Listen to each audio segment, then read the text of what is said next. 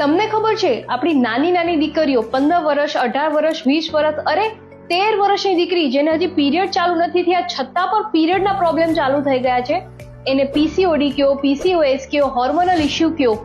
શું કામ થાય છે આપણી દીકરીઓને આ પ્રોબ્લેમ? બે કારણ છે. પહેલું, ખાટલેથી પાટલે, પાટલેથી ખાટલે.